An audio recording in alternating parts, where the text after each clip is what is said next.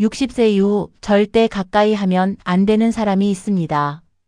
지금 이 영상을 보고 계신 분들께 한 가지 질문을 드리겠습니다. 당신 주변에 만나고 나면 이상하게 피곤한 사람이 있습니까? 특별히 싸운 것도 아닌데 전화 한 통 끊고 나면 왜인지 기운이 빠지고 함께 밥을 먹고 돌아오는 길에 마음 한구석이 텅 빈 것 같은 느낌. 혹시 그 느낌 알고 계십니까? 많은 분들이 이렇게 말씀하십니다. 그래도 오래된 사람인데 나이가 들었으니 관계를 끊는 것도 좀 그렇고 내가 너무 예민한 건 아닐까? 하지만 오늘 이 영상을 다 보고 나시면 그 생각이 완전히 달라지실 겁니다. 젊을 때는 사람을 넓게 만나는 것이 기회가 됩니다. 인맥이 곧 자원이 되고 다양한 사람들 속에서 나를 성장시킬 수 있습니다. 그런데 60세가 넘으면 그 공식이 완전히 바뀝니다. 이제 사람을 많이 만나는 것이 자산이 아니라 사람을 잘 줄이는 것이 지혜가 됩니다. 60세 이후 삶의 만족도는 관계의 수가 아니라 관계의 질에 달려 있습니다. 넓고 많은 인간관계가 아니라 좁고 깊은 인간관계가 노후의 행복을 결정한다는 것입니다. 그렇다면 지금 당신 곁에 있는 사람들 중 과연 누구를 멀리해야 할까요? 오늘은 60세 이후 반드시 거리를 두어야 할 7가지 유형의 사람들에 대해 이야기하겠습니다. 이 7가지를 알고 나면 여러분의 노후가 달라집니다.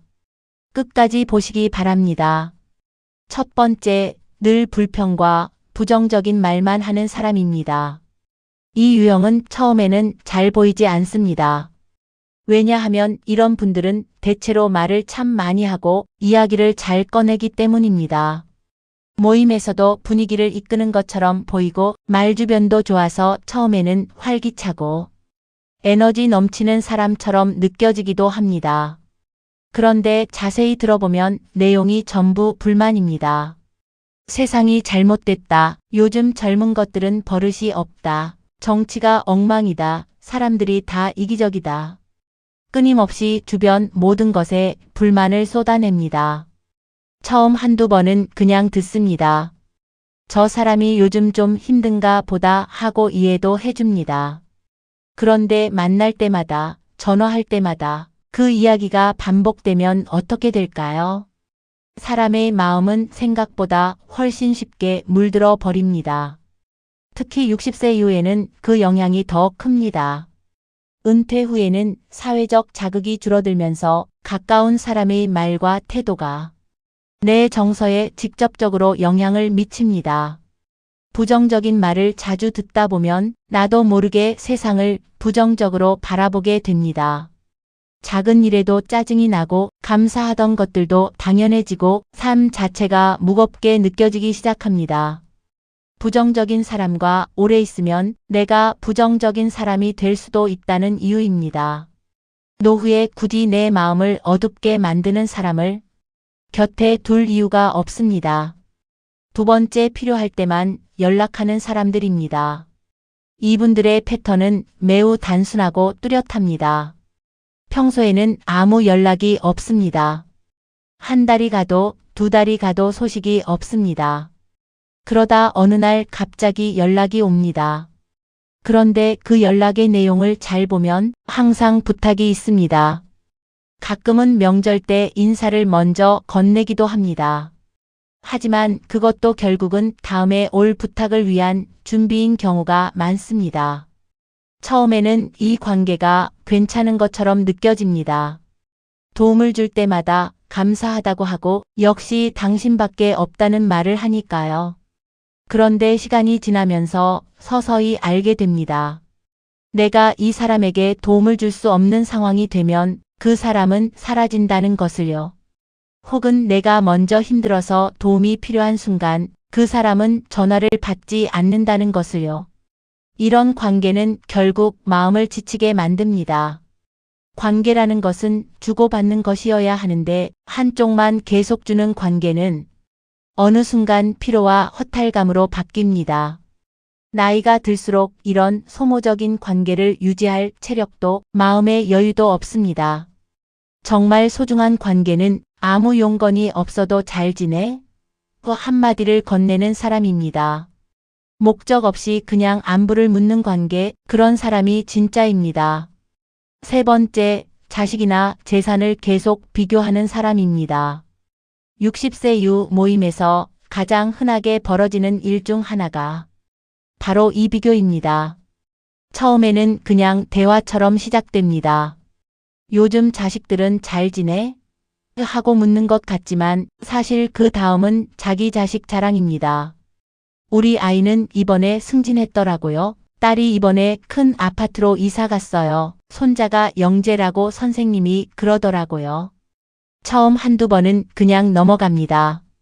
그런데 만날 때마다 이 패턴이 반복되면, 그리고 그것이 단순한 자랑이 아니라 은근히 나와 비교하는 뉘앙스를 풍긴다면 그 자리에서 나오고 나서 마음이 무거워집니다. 우리 자식은 왜 저렇게 못해줄까? 나는 뭘 그렇게 모아놓은 게 없지? 저 사람보다 내 노후가 초라하구나. 이런 생각들이 은근히 스며들면서 자존감을 갉아먹습니다. 나이가 들수록 비교는 독이 됩니다. 젊을 때는 비교가 동기부여가 되기도 하지만 60세 이후에는 비교할 수 있는 것들이 대부분 이미 고정된 것들입니다. 자식은 자식대로 살고 있고 재산도 이미 어느 정도 정해져 있습니다. 그 고정된 것들을 자꾸 비교하면 할수록 남는 건 박탈감과 서운함 뿐입니다. 비교하는 사람과 거리를 두는 것은 나를 지키는 일입니다. 네 번째, 약속을 가볍게 생각하는 사람입니다. 약속이라는 것은 단순히 시간 약속만을 의미하지 않습니다. 다음에 밥 한번 먹자는 말도 약속입니다. 이건 우리 둘만 아는 이야기야 라는 말도 약속입니다. 꼭 연락할게도 약속이고 걱정 마, 내가 도와줄게도 약속입니다. 그런데 어떤 사람들은 이런 말들을 너무 가볍게 합니다. 그 순간에는 진심처럼 들리지만 결국 아무것도 지켜지지 않습니다. 다음에 밥 먹자고 했지만 2번 다시 연락이 없고 도와주겠다고 했지만 막상 필요할 때 핑계를 댑니다. 비밀을 지키겠다고 했지만 얼마 지나지 않아 그 이야기가 퍼져 있습니다. 한 번이나 2번은 상황이 생길 수 있다고 이해합니다. 사람이다 보니 실수도 하고 어쩔 수 없는 사정이 생기기도 합니다. 그런데 이것이 반복된다면 그것은 실수가 아니라 그 사람의 본성입니다. 약속을 가볍게 생각하는 사람과의 관계는 시간이 갈수록 나만 손해를 보게 됩니다.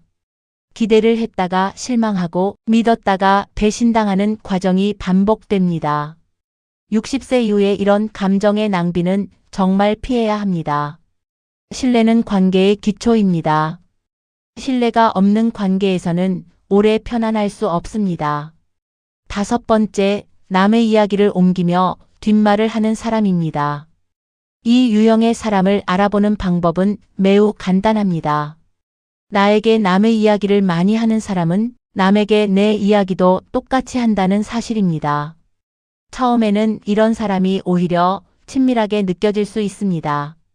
이것저것 이야기를 많이 해주고 다른 사람들의 소식을 먼저 알려주고 마치 나에게만 특별히 솔직하게 이야기해주는 것처럼 느껴지기도 합니다. 이런 사람 주변에는 언제나 갈등이 생깁니다.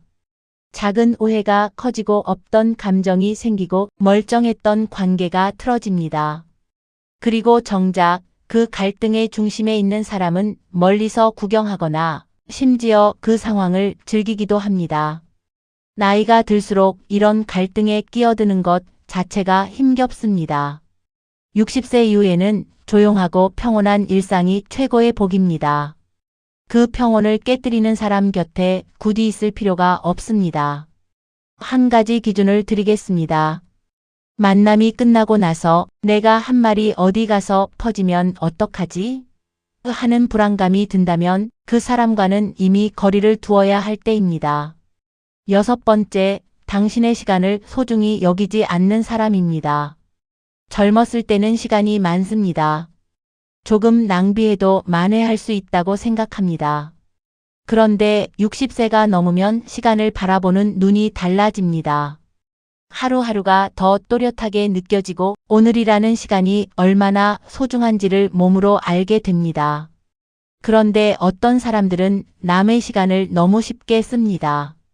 약속 시간에 항상 늦으면서 미안한 기색이 없는 사람, 전화를 걸어놓고 1시간이고 2시간이고 일방적으로 자기 이야기만 하는 사람, 갑자기 연락해서 지금 잠깐 볼 수 있어요? 하며 내 일정을 무시하는 사람, 한 번 만나면 쉽게 자리를 파하지 않아 기약 없이 시간이 늘어지는 사람. 이런 사람들 곁에 있으면 나의 하루가 내 것이 아닌 느낌이 듭니다. 내 계획은 무너지고 내 페이스는 흐트러지고 정작 내가 하고 싶었던 것들은 못하게 됩니다. 노후의 시간은 정말 귀합니다. 좋아하는 책을 읽고 산책을 하고 가까운 가족과 대화하고 오래된 취미를 즐기고 그냥 조용히 쉬는 시간. 이 모든 것이 다 소중한 시간입니다. 그 시간을 무심코 빼앗아 가는 사람과는 자연스럽게 거리를 두는 것이 맞습니다. 시간을 주는 것은 곧 내 삶의 일부를 주는 것입니다. 그 소중한 것을 함부로 대하는 사람에게 계속 줄 이유는 없습니다. 7번째, 함께 있으면 이유 없이 마음이 불편해지는 사람입니다. 이 마지막 유형이 가장 설명하기 어렵고 동시에 가장 중요한 유형입니다. 이 7번째 유형은 이유가 없습니다. 특별히 나쁜 행동을 한 것도 아닌데 그 사람 앞에만 서면 왠지 위축됩니다. 딱히 상처받은 일도 없는데 그 번호가 뜨면 받기 싫습니다. 같이 밥을 먹는데 즐겁지 않고 헤어지고 나서도 개운하지 않습니다. 많은 분들이 이 감각을 무시합니다. 이유도 없는데 싫어하면 내가 나쁜 사람 아닌가? 저 사람이 뭘 잘못한 것도 아닌데 이러면 안 되지라고 생각합니다. 하지만 그 불편함은 당신의 몸과 마음이 보내는 신호입니다. 우리 몸은 생각보다 훨씬 정직합니다. 이유를 설명할 수 없어도 본능적으로 나에게 좋지 않은 에너지를 감지합니다. 수십 년을 살아오면서 쌓인 경험들이 몸속에 새겨져 있고 그것이 때로는 논리보다 먼저 반응합니다. 그 느낌을 믿어도 됩니다. 이유를 설명할 필요도 없고 상대방에게 무례하게 굴 필요도 없습니다. 그냥 자연스럽게 만남의 빈도를 줄이고 그 자리에서 생기는 에너지를 더 소중한 사람에게 쓰면 됩니다. 그것이 나를 위한 가장 조용하고 현명한 선택입니다. 지금까지 60세 이후 멀리해야 할 7가지 유형의 사람들을 말씀드렸습니다. 60세 이후의 삶에서 가장 값진 자원은 돈도 건강도 아닙니다. 물론 그것들도 중요합니다. 하지만 그 모든 것을 누릴 수 있게 해주는 것은 바로 평온한 마음입니다. 마음이 편안해야 밥이 맛있고 잠이 달고 산책이 즐겁습니다. 마음이 편안해야 자식도 반갑고 손자도 예쁘고 사소한 일상도 감사합니다. 그 평온한 마음을 지키기 위해서는 나에게 좋은 에너지를 주는 사람들만 곁에 두어야 합니다. 많을 필요가 없습니다. 전화 한 통에 웃음이 나는 사람 1명, 밥 한 끼 먹고 나서 더 기운이 나는 사람 1명, 그냥 말없이 옆에 있어도 편안한 사람 1명. 그런 사람 몇 명만 있어도 노후는 충분히 따뜻합니다. 관계의 수를 줄이는 것을 두려워하지 마십시오. 오히려 그것이 남은 소중한 관계를 더 깊고 아름답게 만드는 길입니다. 넓은 바다보다 깊은 우물이 더 오래 목을 적셔줍니다. 인생의 후반부는 새로운 사람을 끊임없이 만나는 시간이 아닙니다. 이미 내 곁에 있는 소중한 사람들과 더 깊고 더 진하게 더 따뜻하게 시간을 보내는 것입니다. 그리고 그 소중한 시간을 빼앗아 가는 관계에서는 용기 있게 한 발 물러서는 것입니다. 여러분의 노후가 조용하고 따뜻하기를 바랍니다. 마음이 편안한 사람들과 함께 평범하지만 풍요로운 하루하루를 만들어 가시길 진심으로 응원합니다. 오늘 영상이 도움이 되셨다면 좋아요와 구독 부탁드립니다. 비슷한 고민을 가진 분들께 이 영상을 공유해 주시면 더욱 감사하겠습니다. 댓글에 여러분의 생각도 남겨주세요. 다음 영상에서 다시 뵙겠습니다.